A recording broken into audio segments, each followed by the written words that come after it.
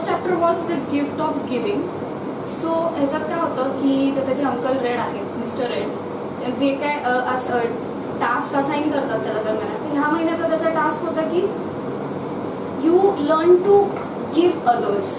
what you have you learned to give others. So he told that you have 30 days and you have to give 30 things to people. तर मग तो इतका dilemma मध्ये होता की 30 things, माझे काका तर माझ्यासाठी ॲज सच काही सोडून गेलेले नाहीये. So what are the 30 things which I can give. So as he starts helping others. Like ह्याचा जिस्ट असा आहे की Jason learns the joy to give others by the acts of generosity, kindness and helping others. Like it is impactful for the receiver and the giver also.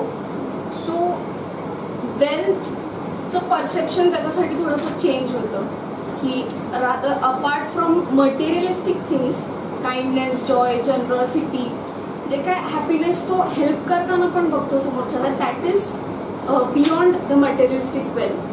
So the second chapter was about gift of gratitude.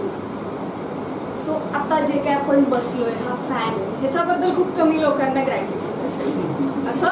असं त्या बुकमध्ये पण आहे की those have more have less gratitude. म्हणजे काही वेळेस होतं. आणि those have very less they have gratitude छोट्या छोट्या गोष्टींबद्दल. हा प्रोजेक्टर आहे, आपण पीपीटी कसं प्रेझेंट करणार, प्रोजेक्टर. सो ह्या स्मॉल गोष्टींबद्दल ग्रॅटिट्यूड, खिडकी आहे, एन्व्हायरमेंट दिसतोय, हे बेंचेस आहेत, स्मॉल ग्रॅटिट्यूड्स. सो तो पण जेव्हा हे आता मिस्टर रेड जे काय त्याचे अंगर आहे, सो ते हा टास्क देतात की महिन्याभरात तुला हे फोकस करायचे की तुझ्याकडे काय गोष्टी आहेत जे तू ग्रॅटिट्यूड फील करू शकतो त्याच्याबद्दल. So gradually he at the end of the month he comes and he thanks for his health, his youth, his home, friends, education, family, everything. And of course money ह्या संदर्भात की स्वतःला पण कसं उपयोगी आहे आणि दुसऱ्यांसाठी पण मी त्याच्यातनं काय करू शकतो, ह्याच्यासाठी त्याला ग्रॅटिट्यूड आहे. So he appreciate simple joys after that task and he becomes grateful at heart for the small things he has. Initially तो असा असतो की माझ्या काकांनी माझ्यासाठी सोडून जायला पाहिजे होतं सगळं. सो हे टास्क आहे छोट्या छोट्या गोष्टींबद्दल त्याला जाणीव करून देणं. So third chapter is about a gift of a day. आपण युजली विचार नाही करत की आज माझा लास्ट डे आहे तर मी काय करणार आहे. No one does, because no one wants that last day of life. So ह्याचे अंकल त्याला तो टास्क देतात की you have to think of your last day. You have a month, you have to think for your last day की तू काय करशील त्या लास्ट डेला. So he gives him a sense की death is the ultimate reality what we have to face.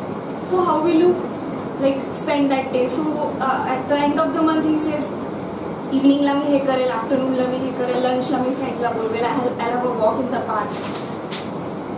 And this realization की we have to cherish every moment, we have to live our each day to the fullest. आपण जे काय म्हणतो उद्या कोणी बाहेर, उद्या मी उठेल नाही उठेल कोणालाच नाही माहिती.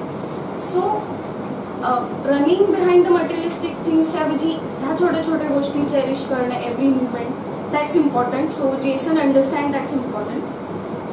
in the next chapter that's gift of love. So जेसनला हा टास्क देतात की काय तू अजून गिफ्ट ऑफ लव्ह काय असू शकतो तुझ्याबद्दल, त्या महिन्याभरात तू ते एक्सप्लोअर कर. So at the end of the month त्यांनी सगळं जे काय आता आपण पाहिलं किंवा ऐकलं की gift of problems, gift of laughter, gift of जे काय family, gift of learning. So हे तो लव्हशी रिलेट करतो की ड्रीम्स काय आपल्या इनर लव्ह आहे. प्रॉब्लेम्सला आपण विथ स्पिरिट आणि विथ लव्ह पाहिलं तर what is problem. Problem is a lesson for each which makes us a better person. प्रॉब्लेमला आपण वेगळ्या पद्धतीने पर्सिव्ह करतो की अरे असं असं आता कसं की झालं संपलं. But if we see it with love, with the spirit to overcome it, so that's helpful for us. So हे सगळं त्याला at the end realize होतं. And in the next chapter is the ultimate gift.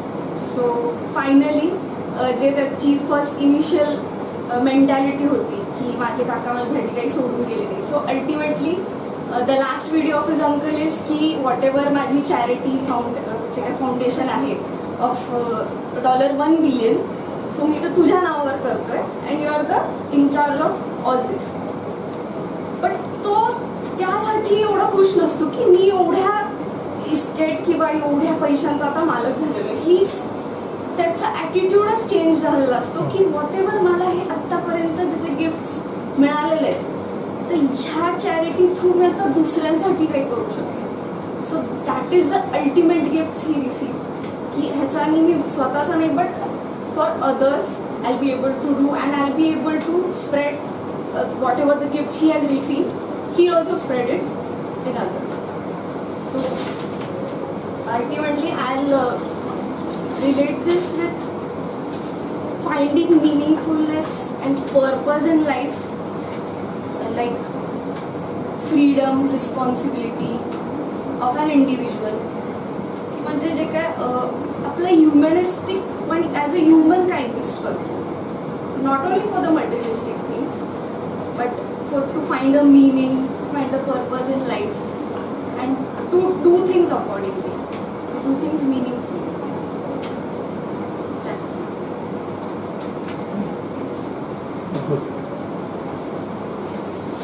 Personally काय शिकले, काय जाणवलं? आता हे जे गिफ्टचं परसेप्शन होतं की गिफ्ट म्हणजे काय, काहीतरी वस्तू किंवा काहीतरी हे, ही बुक वाचल्यावर ते परसेप्शन थोडं चेंज झालं की जे काही छोट्या छोट्या गोष्टी आज ॲप्रिसिएशन मिळालं किंवा उद्या जरी ॲप्रिसिएशन नाही मिळालं की तेही ॲक्सेप्ट करू शकतो पण चांगल्या वेळी की I will perform better the next time. ते पण चांगल्या परसेप्शननी आपण ते रिसीव्ह केलं पाहिजे. खूप मटेरियलिस्टिक थिंग गोष्टी सोडून पण भरपूर असे गिफ्ट्स आहेत जे आपण चेरिश करू शकतो.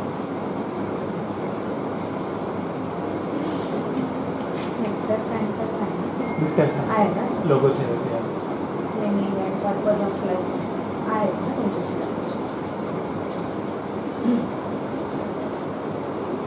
मराठीमध्ये म्हणतात ना वाचा तर वाचा, तसंच आहे. Reading itself is a very important thing.